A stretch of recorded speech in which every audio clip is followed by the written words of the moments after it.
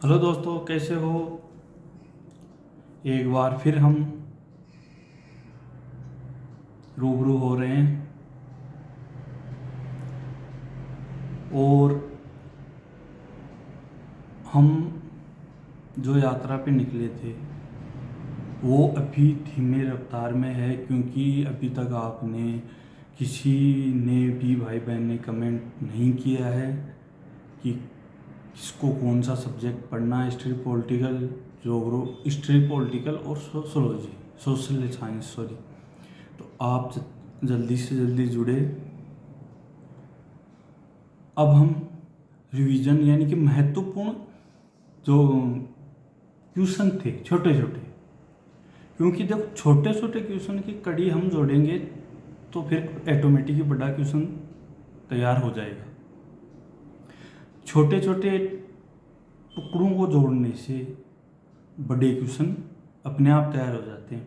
तो कल हमने देखा था मोहनजोदड़ो के बारे में कि दो हिस्सों में, मतलब प्रत्येक में अगर दो हिस्सों में बटा हुआ था, एक ऊपर का जो पश्चिमी भाग, एक नीचे का पूर्वी भाग। नीचे का भाग बड़ा होता था जिसमें बस्ती थी, ऊपर का भाग छोटा होता था जिसमें दुर्ग कहते हैं, या उसमें कुछ छोटा था, कुछ मतलब सम्मानित उस टाइम के लोग, राजा या पुरोहित जो भी थे वो रहते थे। बस्तियाँ मतलब ऊपर वाले पश्चिम वाला भाग चारों तरफ दीवार से घिरा हुआ था। इतना हमने सर देखा। उसके बाद में हम एक चीज़ और है जो हमें समझनी है कि दुर्ग की ऊंचाई क्यों होती थी। भाई ये तो है नहीं कि एक पहाड़ पे बना दिया और एक समतल मैदान में। तो दुर्ग की ऊंचाई होने का जो रीज़न है वो क्वेश्चन पूछ सकता है।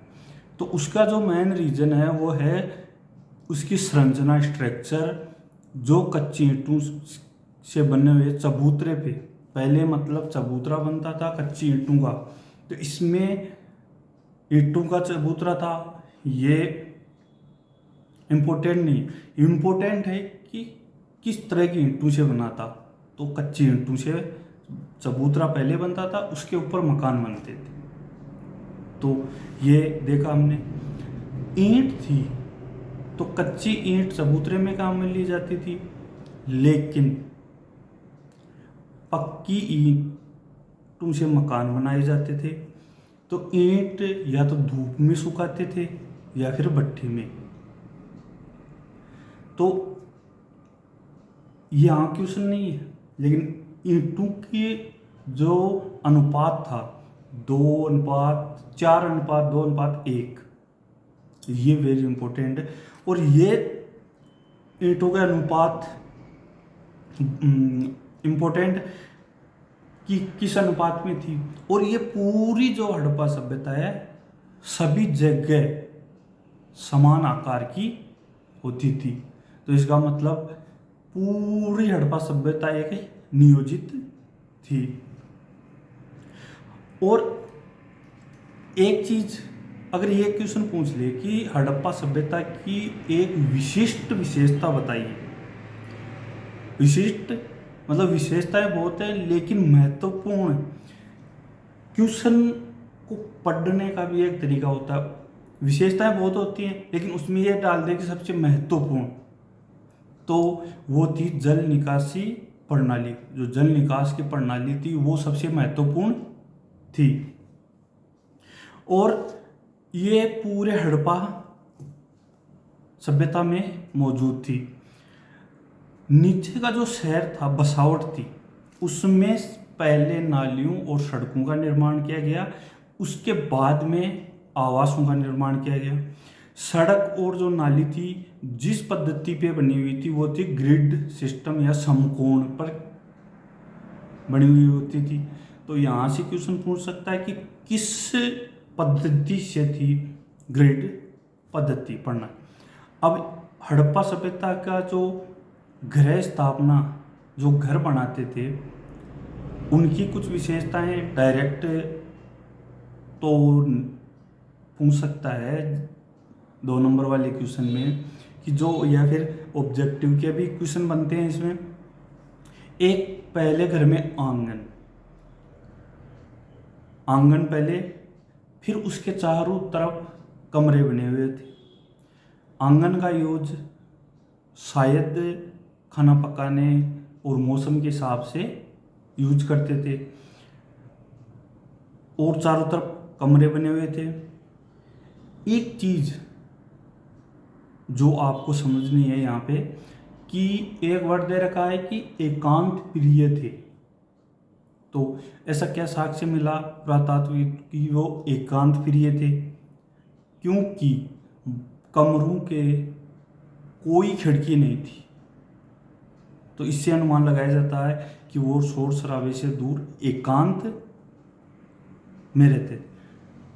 सीढ़ियों के अवशेष मिले हैं, तो हो सकता है कि मकान 1 मंजिला, 2 मंजिला, 3 मंजिला भी हो। प्रत्येक मकान में स्नानागार बना हुआ था, और कई आवासों में कुएं बने हुए थे। ये वेरी इंपॉर्टेंट है।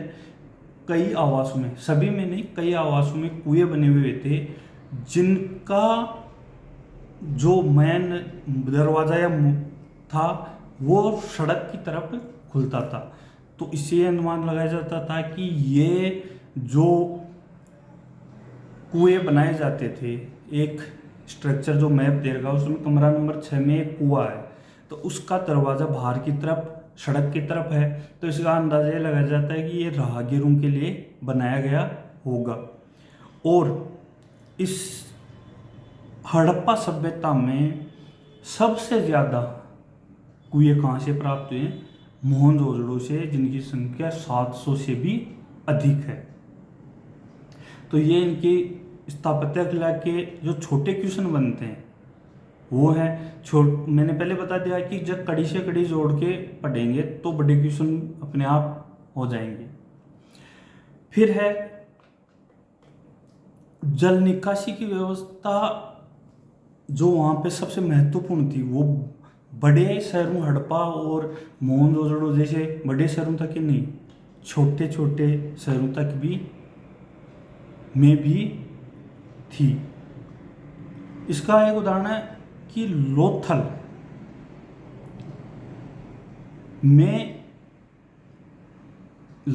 में ध्यान रखना, एक मात्र है जो ये शहर है हड़प्पा का, जो आप अपनी बुक में दे रखा है उसके अकॉर्डिंग लोथल एक ऐसा शहर है जहां मकान तो कच्ची ईंटों से बने थे और नालियां पक्की ईंटों से। वेरी वेरी इंपॉर्टेंट, नालियां थी वो पक्की ईंटों से और मकान थे वो कच्ची ईंटों से बने हुए थे। तो आप समझ सकते हैं कि जल निकासी की व्यवस्था कितनी सुदृढ़ थी। और मेरे प्यारे भाई बहनों, मैं 12th में नहीं, यही क्वेश्चन आप, यही चैप्टर, यही कॉन्सेप्ट, यही क्वेश्चन आगे कंपटीशन एग्जाम में आते हैं। लोथल, इसको वेरी वेरी इंपॉर्टेंट समझो, क्योंकि देखो इंपॉर्टेंट ये है कि जो वो व्यवस्था थी जल निकासी की, तो एक यही शहर था जहाँ पे नालियाँ पक्की ईंटों से और मकान कच्चे ईंटों से, तो अपने आप में विशिष्ट है। तो ये एक एडिशनल क्वेश्चन है। फिर है समाधान प्रक्रिया, यानी कि मर्द को दफनाने की प्रक्रिया। तो ये भी, इसमें भी विभिन्नताएं पाई गई हैं। कहीं पे मतलब इसमें भी जो सामाजिक आर्थिक स्तर की विभिन्नताएं पाई गई है, यानी कि जो आज के टाइम में भी है सामाजिक आर्थिक विभिन्नताएं, मतलब गरीब अमीर उस हिसाब से। तो एक महत्वपूर्ण है कि मिस्र की सभ्यता, जो मिस्र के पिरामिड प्रसिद्ध हैं, वो पिरामिड, कुछ पिरामिड हड़प्पा कालीन है, यानी कि हड़प्पा सभ्यता के समकालीन है। मिस्र के पिरामिडों में मतलब राजकीय या बड़े बड़े लोगों को दफनाया जाता, उनके साथ पूरे मतलब आभूषण वगैरह जो भी सामान थे वो साथ दफनाते थे। तो ये तो हो गई कि कुछ पिरामिड हड़प्पा कालीन है। इससे ये जाहिर हो गया कि हड़प्पा सभ्यता मिस्र के सभ्यता के समकालीन थी। दूसरी, और हड़प्पा में जो समाधान की प्रक्रिया थी वो थी गर्त, यानी कि गड्ढा खोद कर सॉरी, जो मतलब कब्रिस्तान जिसे हम कह सकते हैं, वो गड्ढा खोद कर वहाँ दफनाने की सबूत मिले हैं। और सबसे बड़ी चीज़ है कि हड़प्पा सभ्यता में भी जो लोग मरते थे या जिनको दफनाया जाता था, उनके साथ सामान, रोजमर्रा का सामान, आभूषण, मनके, मर्दभान, ये सब भी उसके साथ दफनाया जाता था, मृतक के साथ। तो इससे यह जाहिर होता है कि वो लोगों का मानना था कि मरने के बाद में भी इनके काम में आएगा, ये भी उनका विश्वास था। कुछ जगह हैं जहाँ पे जैसे 1980 के मध्य में एक जगह पर एक खोपड़ी प्राप्त हुई है, जिसके साथ मन के जैस पर इस प्रकार से प्राप्त हुए हैं। तो ये हो गई। अब है यहाँ से बस इतने ही क्वेश्चन बनते। फिर है विलासिता के साधन या विलासिता की वस्तु। तो इसमें दो भागों में डिवाइड किया गया है, एक सामान्य, एक विलासिता की। सामान्य वस्तु है वो आमजन जो रोजमर्रा की जिंदगी में काम में लेता है, वो सामान्य वस्तु हो गई। विलासिता की वस्तु वो है जो मतलब रईस लोग थे उस टाइम में, या फिर जिनकी कीमत ज़्यादा थी, या जो जिनके पास पैसे थे, वो लोग यूज में लेते थे। तो सामान्य वर्ग में आ गए बर्तन वगैरह, ये तो सामान्य। एक जो दे रखा आपने कोर्स या किताब में, फयान, ये एक विलासिता की वस्तु थी। ये एक मतलब अपने आप घड़ा की तरह से था, जो मतलब दुर्लभ था, बहुत महंगा था उस टाइम में। शायद इसका प्रयोग, यहाँ से ये क्वेश्चन पूछ सकता है, दो क्वेश्चन बनते। एक तो फयान का उपयोग किस काम में किया जाता था? तो फयान का उपयोग सुगंधित पदार्थ रखने के लिए किया जाता था, ये अनुमान लगाया जाता। दूसरा, फयान बनाया किससे जाता था? तो फयान घिसी हुई मतलब जो रेत है, बालू रेत है, रंग है और कोई चिपचिपा पदार्थ मिला के फिर इनके मिश्रण को पकाकर बनाया जाता था। तो इसमें दो फयान में दो हैं, एक तो इसका उपयोग जो सुगंधित पदार्थ को रखने में किया जाता था, अनुमान लगाया जाता था, और एक ये किससे बना हुआ होता था। क्योंकि मैंने आपको पहले बता दिया था कि एनसीईआरटी में इंडेक्स महत्वपूर्ण है। फयान इंडेक्स में और मृतक के साथ दफनाने में जो चित्र दे रखा है वो है तांबा का दर्पण, यानी कि तांबे का दर्पण भी मृतक के साथ दफनाया जाता था। उसके बाद में एक और थी महत्वपूर्ण वस्तु जो दोनों कैटेगरी में आती थी, विलासिता की और सामान्य में, वो थी तकलिया। तकलिया तो मुगल काल में प्रसिद्ध था, जो बोलते थे तकलिया। लेकिन ये भी महंगी वस्तु थी, फयान की तरह दुर्लभ वस्तु थी, लेकिन ये भी काम में ले जाती थी।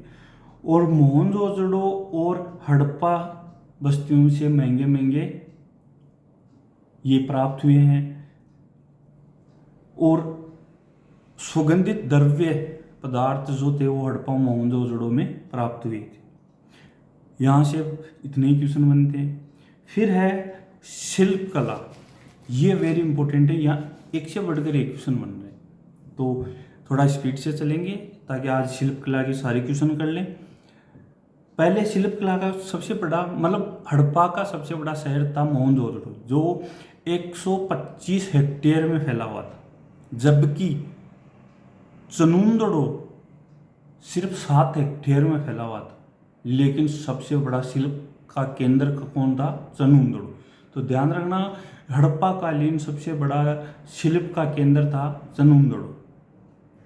और इनका क्षेत्रफल दे रखा है। क्वेश्चन जैसे मान लो निबंधात्मक में आ जाए, डायरेक्ट तो क्या पूछेगा, निबंधात्मक में आ जाए तो अगर आप ऐसे लिखेंगे तो और भी एडवांस होंगे कि हड़प्पा का क्षेत्रफल था 125 हेक्टेयर और चनुंदड़ो का 7। तो हम देखते हैं कि हड़प्पा का सबसे मेन शिल्प केंद्र था चनुंदड़ो, जहाँ मतलब मोहरों का निर्माण, मनके बनाने का, धातुक्रम, यानी कि सभी प्रकार के निर्माण कार्य था। ये एक औद्योगिक, हड़प्पा काल की औद्योगिक नगरी थी। अब यह है कि एक चीज़, ये क्वेश्चन आ सकता है कि मनके बनाने में क्या क्या प्रयुक्त होता था। तो मनके बनाने में एक होता था कार्नेलियस, लाल रंग होता था, जेस्पर, स्फटिक और क्वार्ट्ज और शैलकड़ी जैसे पदार्थों को मिलाकर और कुछ धातुएं मिलाकर, सोना चांदी और शंख, फ्यान, पक्की मिट्टी, इन सब का प्रयोग मनके में किया जाता था। दो मनकों को मतलब आपस में जोड़ा जाता था। तो इसमें ध्यान रखना है कि मनके बनाने में क्या प्रयोग में लिया जाता था। अब इनका आकार था वो चक्राकार, बेलनाकार, त्रिभुजाकार, डोलाकार, खंडितकार, ये सब इनके आकार थे, समझे। अब है शैलखड़ी, जो सबसे महत्वपूर्ण पत्थर था, मुलायम पत्थर था, जिससे मोहरें बनाई जाती थी। तो शैलखड़ी से मनके भी बनाए जाते थे। इसको पीस के इसका चूर्ण बना के एक ज्यामितीय आकार की विधि में उसको सांचे में डाला जाता था और वहां से मनके में। अब ये एक है कि ये जो पदार्थ थे ये मिलते कहाँ थे। तो कार्नेलियस लाल रंग का भी था, पीले रंग का, और कच्चे माल के रूप में उत्पादन मनकों के रूप में किया जाता था। अब है कि अवशेष की जहाँ मनके बनाए जाते थे, मनके मतलब आज के टाइम की माड़ा समझो, तो 3 स्थान है, चनुंदड़ो, याद रखना, लोथल, धोलावीरा। कौन कौन से? चनुंदड़ो, लोथल, धोलावीरा से जो छेद काटने की बारीक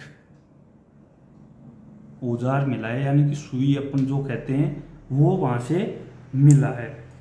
अब 2 शहर हैं, नागेश्वर और बालाकोट। नागेश्वर और बालाकोट, ये दोनों शहर समुद्र तट के किनारे बसे हुए थे। तो हड़प्पा कालीन सभ्यता के 2 नगर, नागेश्वर और बालाकोट, समुद्र तट पर स्थित बस्तियां स्थित होने के कारण वहाँ शंख पर्याप्त मात्रा में मिलते थे। तो इसका मतलब ये था कि हड़प्पा कालीन सभ्यता में शंख का, या जो शंख प्राप्त होते थे या जो शंख का व्यापार होता था, वो नागेश्वर और बालाकोट से होता था, जिसमें चूड़ियाँ, कड़छियाँ, पिचकारियाँ बनाई जाती थी। यहाँ से दूसरी बस्तियों में ले जाया जाता चनुंदड़ो और लोथल, यानी कि चनुंदड़ो और लोथल से तैयार माल हड़प्पा और मोहनजोदड़ो में भेजा जाता था। तो अब हमें देखते हैं कि शिल्प कला में पहली चीज तो ध्यान रखना, चनुंदड़ो शिल्प का केंद्र था। दूसरी चीज इनका क्षेत्रफल, हर वो चीजें जो बनती हैं, मनके वगैरह, आभूषण, वो सभी यहाँ बनाए जाते थे। फिर ये है कि मनके बनाने में प्रयुक्त हैं पदार्थ कौन से हैं वो। फिर शैलखड़ी के बारे में कि इससे मनके बनाए जाते थे। फिर छिद्र काटने का औजार धोलावीरा, लोथल और धोलावीरा से मिला था ये। फिर है नागेश्वर और बालाकोट, जहाँ से शंख मिलते थे, क्योंकि वो समुद्र के तट पे स्थित होते थे, तट पर स्थित थे। तो इसमें जो एग्जामिनर क्वेश्चन बना सकता है कि सिंधु घाटी सभ्यता में कौन से शहर या कौन सा शहर समुद्र तट पर स्थित था। तो नागेश्वर और बालाकोट। तो यहाँ से शंख, जिनकी मतलब पिचकारियाँ हैं, चूड़ियाँ हैं और करछियाँ हैं, ये बनाई जाती थी। और यहाँ से शंख दूसरी बस्तियों में ले जाए जाते थे। लोथल और चंदुड़ो दो स्थान ऐसे थे जहाँ का तैयार माल हड़प्पा और मोहनजोदड़ो में पहुँचाया जाता था। तो ये था इनका शिल्पकला। दोस्तों, मैं धीमे चल रहा हूँ, लेकिन स्पीड भी